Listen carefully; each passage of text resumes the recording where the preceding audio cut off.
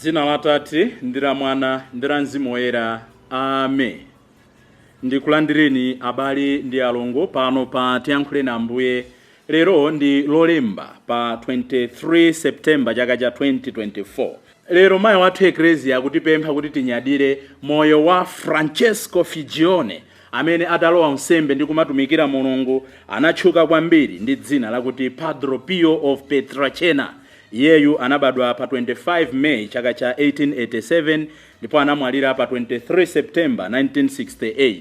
Padre Pio kapena kuti Francesco Figione kwawo kunali ku Italy ndipo amangodziwika ndi dzina loti Pius, chifukwa yake adampatsa dzina loti Pio. Iyeyu anali wanchipani cha mumpingo cha Capuchin ndipo anali ndi mphatso kapena tinene kuti analandira zilonda maala ochokera pa mtanda wa Ambuye amene amanena kuti mastigmata. Padre Pio iyeyu ndi nkhoswe ndithu ya anthu amene amanena kuti civil defense volunteers, anthu amene amakagwira ntchito modzipereka kuti ateteze maiko awo, komanso anthu onse chifukwa cha maala amene analandira Ambuye Yesu.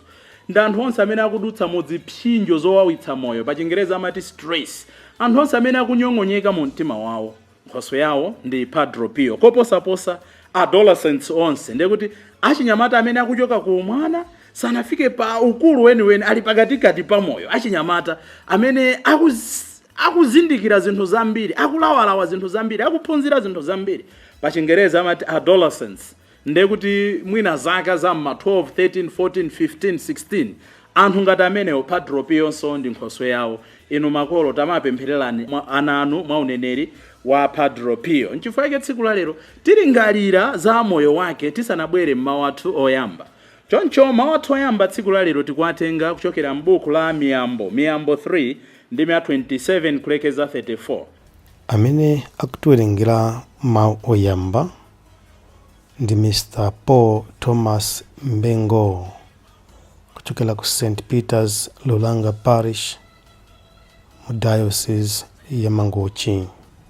18 ndipo salimo yathu tsiku la lero ndi salimo namba 15. Mthenga wathu wabwino ndi monga adalembera Luka oyera mutu wa 8 ndime ya 16 kulekeza. Amene akutiwerengera mawu a mthenga wabwino komanso kutigawira mawu ndi Reverend Father Francis Damaseke kuchokera ku Episcopal Conference of Malawi ACM.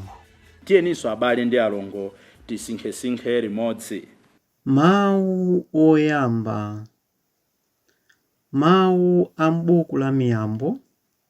Usaleke kunchitira zabwino woyenera kuzilandira pamene uli nazo mphamvu zochitira choncho. Usamuuze nzakoyo kuti pita ukachite kubweranso ndidzakupatsa mawa pamene uli nazo tsopano lino. Usamkonzekere chiwembu nzako amene amakhala nawe pafupi mokudalira. Usamakangane ndi munthu popanda chifukwa pamene iyeyo sadakuchite choyipa chilichonse. Usachite naye nsanje munthu wachiwawa. Usatsanzireko khalidwe lake lililonse. Paja chauta amanyansidwa ndi munthu woyipa, koma olungama okha amayanjana nawo. Chauta amatemberera nyumba ya anthu oyipa, koma malo okhalamo anthu abwino amawadalitsa. Anthu onyoza iye amawanyoza, koma odzichepetsa iye amawakomera mtima. Mawu a Ambuye.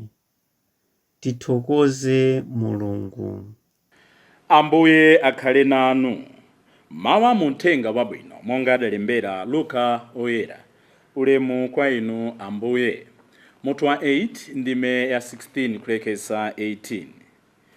Pa nthawi yomweyo Yesu adati, palibe munthu amene amayatsa nyale nkuyivindikira ndi mbiya kapena kuyibisa kusi kwa bedi, koma amayika pamalo oonekera kuti anthu olowa nyumba aone kuwala kwake. pajatu chinthu chilichonse chobisika chidzaululika ndipo chilichonse chachisisi chidzadziwika poyera nkuonekera. N'chifukwa chake muzisamala mmene mumamvera mawu. Pajatu amene ali nako kanthu adzamuonjezera zina, koma amene alibe kanthu ngakhale kamene akuyesa kuti ali nakoko adzamlandabe. Mthenga wa Ambuye. Ulemu kwa inu Ambuye Yesu Khristu. Tisanabwere mawu athu a tsiku lalero amene timafuna tisinkhesinkhe mawu oyamba komanso za moyo wa Padre Pio, timafuna kuti tiyankhiretu chifukwa Mulungu amayankhula m'mawu oyamba, amayankhula mu chilimbi cha Salimo, amatiyankhula m'mawu ake achiwiri kapena muthenga wabwino, koma ifeyo timayankha zimene tichite, timayankha zimene tikulakalaka, timayankha zimene tikufuna moyo wathu zichita mu Salimo ija. N'chifukwa chake ngati mpata ulipo chonde tikawerenga mawu a Mulungu, Salimo izikhalapo. Chifukwa Salimo yathu, Salimo iliyonse ndi makhumbo athu, ndi ntchito imene tikudzipatsa, ndi zimene tikulakalaka, ndi action points yathu. Nde Salimo, chilimbi cha Salimo ya lero chikunena kuti ndani angathe kukhala pa phiri lanu loyera inu chauta. Nde mkatikatimo muimbitsi wa Salimo amenenso tikuyenera kuti inu ndine tilowemo akunena kuti ndiye munthu amene amayenda mosalakwa, amene amachita zolungama nthawi zonse, amene amayankhula zinthu zoona, amene sasinjirira ndipo sachita anzake choyipa kapena kufalitsa mbiri yoyipa. Ndi Salimo yamphamvu kwambiri. Ubwino okhala pa phiri la chauta, ubwino okhala m'nyumba ya chauta muli zonse. Timapeza mtendere, timapeza machiritso, timapeza kudala, timapeza kukhutitsidwa, timapeza kudzinga kwa mtima. N'chifukwa chake timenera tizilakalaka monganso mujemanenera Salimo namba 84 kuti tsiku limodzi Ambuye m'nyumba mwanu ndilokoma koposa masiku 1000 kwina kulikonse. Oh God, a single day in your house is better than 1000 elsewhere. Koma kuti zimenezo zitheke akuti tikhala anthu osasinjirira, tikhala anthu ona mtima. Ndangati tsiku ndi tsiku timapempha Ambuye chaulere chakuona mtima, chakuyera mtima, righteousness. Mwina zimene timapempha ndi zinthu zongoti zitiyendetse tsiku lalero, zinthu zakuthupi chabe. Ambuye Yesu tsiku lalero akuti tizilakalaka kukhala m'nyumba yake koma tili ndi mitima yoyera. Ndipo monga ndanenera kuti tsiku lalero mayi wathu Ecclesia akutipempha kuti tilingalire, tisangalale, tikondwerere moyo wa Padre Pio Francesco Figione. Mwachidule iyeyu adalandira zowawa, adalandira masautso, adalandira monga ndanenera mabala, mastigmata, kuti m'manja mwake munali ngati zilonda zonyeka zimene sikuti zimapola, koma moyo wake wonse, mutumiki wake wonse anali ndi maala amenewo amene amayimirira maala a Ambuye Yesu.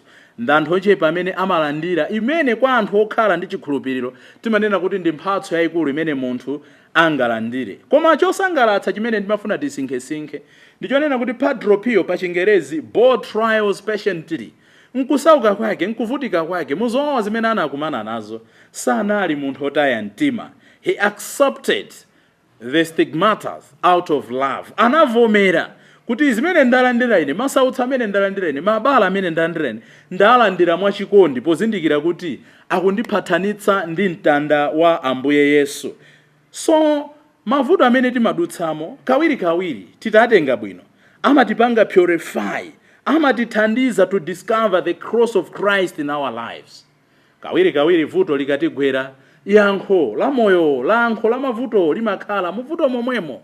Tidanena mchidzulo ndi Ambuye china chake kuti muchina chilichonse chimene Mulungu atipatsa pajatu sangatipatse mavuto odutsa msinkhu wathu, amafuna tikhale pansi ndi kudekha ndi kudzifunsa kuti kodi nkuchititsidwa kwanga manyazi, kodi nkugwa kwanga, kodi nkulephera kwanga, kodi mmatenda anga, kodi munjala yanga, kodi mmusiwa wanga, kodi zimene zatigwera pa banja lathu, kodi zimene zatigwera mdziko lathu, kodi zimene zatigwera mchipani chathu cha ndale. Mulungu afuna tiphunzire chani?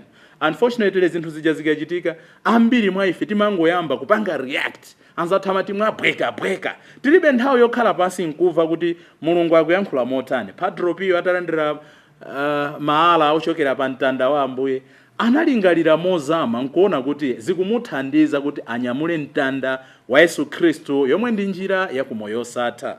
Chachiwiri timpemphe Padre Pio kuti atiphunzitse to discover the value of the cross in order to open our heart for hope. kuti pachili chonse chimene tikukumana nacho sindonena kuti ndekuti tizisakasaka moyo wa mavuto, koma mavuto akatigwera chifukwa kulibe moyo opanda mavuto. Amene timaona ngati akunjoya kukhala moyo ofewa ali ndi mavuto ogwirizana ndi moyo wawo. Amene ali pa banja ali ndi mavuto ogwirizana ndi banja lawo. Amene ali musembe ali ndi mavuto ogwirizana ndi musembe wawo. Amene ali abwana ali ndi mavuto ogwirizana ndi ubwana wawo. Amene ali junior kuntchito ali ndi mavuto ogwirizana ndi junior wake. Komano mavuto akatigwerera tiphunzire kuchokera kwa Padre Pio to understand the value of the cross in order to open for hope. Ambiri timataya mtima mavuto akatigwera oti timakhalanso opanda chiyembekezo. Nchifukwa mwina ena amangodziweruza nkukadzimanga, ena amangodzombera, ena amangomwa mwankhwala, ena basa amangothetsa banja, ena basa amangonyanyala kusiya unsembe, mwina usiya usisteri. Sitili pano kuti tiweruze, koma tili pano kuthandizana kuti poyang'ana Padre Pio, poyang'ana anthu ena amene anadutsamo m'mavuto ndi kuntumikira Mulungu, ndi kukhala zitsanzo za moyo wathu, ndi kukhala zitsanzo za Chikhristu chathu, atithandize kuti mu nyengo zimene tikudutsa ndi nyengo zimene zingatithandize kuyanjana ndi Ambuye Yesu, komanso m'mavuto momwemo ndi mmene timapeza mayankho a moyo wathu. Tikuyamba kusinkhasinkha buku la miyambo tsiku la lero, the book of Proverbs, limene limatikumbutsa kwakukulu kunena kuti Mulungu amayankhula ndi anthu kudzera mu zinthu zimene akudutsamo. God speaks through human experiences. Mulungu sadzatiyankhula kudzera mu zinthu zimene titha kungodzidzimutsa ayi.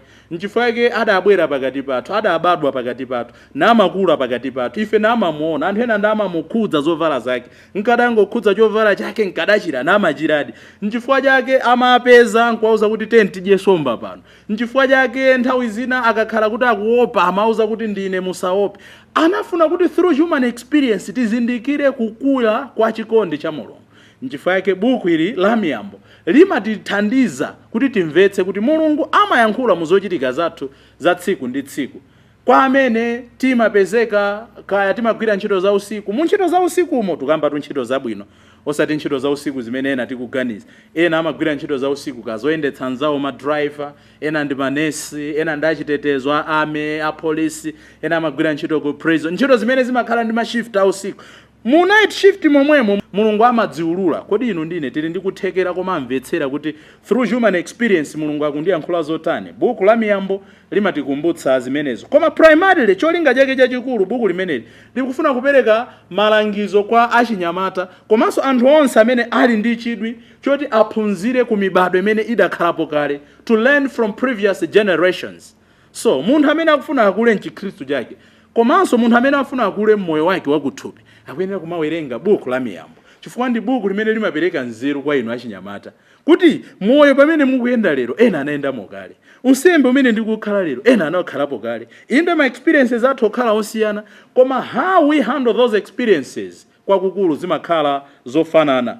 Chachikulukulu buku limeneli likufuna kutionetsa kuti nzeru iliyonse imene tinganene kupatula Mulungu si nzeru konse. Any wisdom that excludes the fear of the Lord is folly. Kuti utanena pa utapanga zonse ka Mulungu akupatsa nzeru zotani, utsogolere otani, maonekedwe otani, mphamvu zotani, nkuyamba kuzipatula zimene zija kuti ayino za Mulungu zanozo akuti kumeneko ndiye kumbwambwana, kumeneko ndiye kupusa, kumeneko ndiye kufoira. Buku la miyambo likutiphunzitsa zimenezo. Nde tsiku la lero buku limeneli likutikumbutsa zotani. Mawu amene tawerenga miyambo 3 aja afuna tikumbutse zotani. Choyambirira kunena kuti usapange refuse, usakane kuchita zabwino ngati kuthekera uli nako kochita zabwinozo tsiku la lero. Do not refuse to do good when it's your power to do so. Kuti ineyo munthu wina wandipempha, bwana thandizeni njala ndofuna ndigule thobwa. Ngati kuthekerako ndili nako ndisachedwe ndikuyamba kufunsa mafunso kuti awo amapangira da mphamvu ali nazo. Ngati kuthekerako ndikudziwa kuti ndili nako akuti ndingopanga zabwino. Nchifukwa yake tu mawu aja amatitsogolera pano pati yankhule na Ambuye ya Galatia 6:9 timanena kuti abale osatopa pochita zabwino chifukwa mu nthawi yake yabwino tidzakolola. So tilipo anthu ena tili nako kuthekera kuti titha kupanga zabwino, kumuona munthu apanga ngozi, kuona ndithu kuti munthu yakusowa thandizo, ena timangopita kapena tikafika kumango jambula. We are postponing to do good. Limene ndi chimo, the sin of indifference as well. Kuona kuti apapa chitseko ichi chikungopanga bang bang bang bang, ukudziwa ndithu kuti nditha kungotenga mwala ndikuyika chisi yaphokoso, kumango yang'ana kuti ayi fenga tindaini yake abwera adzakoza. Ayi, Do not postpone to do good. Ngati wina akugona ndi njala, iwe utha kuthekera uli nako, do it. Wina akupemphani school fees mumonjezere, ngati kuthekera kulipo, do it. Wina akukupemphani kuti galimoto yake inde ilibe insurance koma wanyamula matenda, ngati ndiwe wa polisi uli ndi mphamvu makhala pansiwo, kuthekera uli nako kuti pitani koma mukakonze mavuto awa. Ambiri timangotsogoza kutsogoza malamulo opanda chikondi. Buku la Miyambo tsiku la lero likutionetsa kuti usanene kuti ndidzapanga mawa, akuti chifukwa chonena kuti mawa sitidziwa kuti tifikapo, kuti pali zinthu zina kuti akazanga ndiyamba kudzakonda mawa, wadziwa bwanji kuti mawa udzafikapo, kuti achabwino ineyo awawa ndakhululukira koma osati lero abamva kukuwawale, wadziwa bwanji kuti mawa udzafikapo. Do not do it tomorrow. Koposaposa akunena kuti plot no evil against those you live with in peace. Akuti usakonzere choipa anthu amene umakhala nawo mwamtendere. Kodi izi sizofunikira abale? Kodi izi zisokera kuchita tanthauzira? Tilipo anthu ena masadist. Timangosangalala kwaona anthu ena akuvutika. Banja ilo limakhala mwamtendere, palibe chimene anakulakwirani, palibe chimene ena amati kukuputani. Koma basi kungosowa mtendere kuti akukhaliranje mwamtendere. Basi kwapeza munawo yakazanu twaja msamango waona akapita ku field yakuti usakhale usapezere chifukwa usayambane ndi anthu amene ukukhala nawo mwamtendere. Anthu mukukhala pa parish limodzi, mukukhala mu community imodzi, mukukhala mu mphakati umodzi, zonse zikuyenda bwino. Choyambitsira kugunditsana anthu miti ndi chani? Plot no evil against those you live in peace with. Kenaka kuti usakangane ndi munthu popanda chifukwa pamene sakukuchita zoyipa, ndezokha zimene tikunenazo. N'chifukwa chake muthenga wathu wabwino Ambuye Yesu akunena kuti nyali chibadwidwe chake ikayatsidwa imayikidwa poyera. Inu ndine ngati a Khristu pa ubatizo wathu tidandira nyali kuti moyo wathu uzionetsa uku sikuti tikachita zabwino kumachita dzitamandira akuti aja sakadaphunzira upanda ino mulipirira fees, akuti aja kupanda ine kuwapatsa mbewu chaka chino sakadakolola, musamango waona dress lija kodi limakhala ndapatsa ndine ndapatsanso sapato kuti azimachitsira. Tikanena kuti kuyika nyali poyera sikumene kuti koma zabwino mujamanenera kuti kwagwa mtengo wautali sikusowa nthambi kapena kuti mtengo wautali subisika. Ndi mmene uli kuti moyo wathu wa Chikhristu tikamaukhala uzichita kuoneka kuti kodi awawa kukhululuka kubwanji anthu aziti ndi a Khristu, awawa kupatsa kubwanji ndi a Khristu, awawa kupirira kubwanji ndakatolika tamala ndi Eucharistia. Kumeneko ndiye kuyika nyali poyera. Koma funso limene mwina ino ndine tingadzifunse funso tsiku la lero lonena kuti kodi nyali zathu zikuphimbidwa chifukwa chachani? Kawiri mukaona kuti pamene tikhala anthu nthawi zonse ankhawa, nyali zathu zimayamba kuphimbika. Kukhala ndi nkhawa ndi umunthu, mundimvetsetsa abale ndi alongo. Kukhala onena kuti pena pake zina zake zakukhumudwitsa kupsa mtima ndi umunthu. Kukhala munthu wokhumudwa pena pake ndiye umunthuwo. But to live in constant anger, to live in constant agony, to live in constant frustration will cause darkness around us. Tilipo anthu ena ngakhale Paulo oyera tikawerenga kalata ya kwa Efeso mutu wa 4 ndime ya 26-27 amanena kuti abale mwina ndikupsa mtima, akuvomereza kuti ndi umunthu, komano dzuwa lisakulowereni muli chikwire. Ndena feru si dzuwa ayi, ena fende ndi masiku, ena fende ndi masabata, ena fende ndi miyezi, ena fende ndi zaka, ena fende ndi zaka. Kungokhala munthu wokwiya nthawi zonse. Ena tidakwira akazi athu tsiku la ukwati mpaka pano, ena tidakwira amuna athu zaka ziwiri zapitazo, ena tidakwira ana athu kalekale mpaka pano. Ayi tizionetsa kuti ndife a Khristu. So living in constant anger timabisa nyali yathu ya Chikhristu. Living in constant agony kuti zina zake zachitika, imfa yabwera pakati pathu, zokhumudwitsa ka demotion kuntchito yachitika, ka ku business zinthu sizinayende, nkhuku zafa, ka ngozi zachitika kumene. Nthawi zonse ngozi idachitika 3 years ago kumangodandaula. Ayi, nothing will change. So tikhale anthu in denial. We should accept kuti vuto lidatigwera, komano vutolo sitingangokhala tikudandaula moyo wathu wonse. Frustrations kukhumudwa sitikakhale moyo wathu wonse okhumudwa. Izi ndi zina mwa zimene zimapangitsa kuti tiyambe kukhala anthu amundima. Ndeti dzaona la Mulungu likudza kuti mapeto ake timayamba kukhala anthu ankhwidzi, timayamba kukhala anthu ankhalwe, timayamba kukhala anthu okhapira zathu kosathwa. tidzaona zitsanzo za ana a Zebedeyo, Yakobe, amene Yohane ndi Yakobe amene amauza kuti Ambuye muwaletsa amene sakuyenda nafe akuchititsa bwanji m'dzina lanu. Tidzamva za Yoshua amene anakamuletsa Meodadi komanso Eodadi kumuuza Mozesi kuti mwauze amenewa sanali nawo mkampo kulandira Mzimu Woyera kuti mwasanjike manja akulosera bwanji za mtsogolo. Chifukwa chokhala anthu ankhawa, chifukwa chokhala anthu amantha, chifukwa chokhala anthu ankhwalwe, timayamba kuwafunira ena zoyipa. Tapempha Ambuye tsiku la lero poyamba atithandize monga Padre Pio uja kuvomereza zovuta zimene zatigwera, koma tikuyang'ana pa mtanda wa Ambuye chifukwa muzovutamo ndi mmene muli mayankho. Chachiwiri atithandize kukhala anthu amtendere, kukhala anthu owafunira ena zabwino, kukhala anthu ophunzira monga buku la miyambo likunenera in general kuti anzathu anadutsa motere nanga ife tingaphunzire zotani. Tikakhala ndi mtima umenewo ndithudi tichimva kukoma Chikhristu chathu, moyo wathu tsiku ndi tsiku tiyamba kumva kukoma. Ambuye tsiku la lero tithandizeni kuti nthawi zonse tizichita kufuna kwanu kokha polakalaka kumakhala m'nyumba yanu komanso pa phiri lanu loyera. Dzina la Atate ndi la Mwana ndi la Mzimu Woyera. Amen.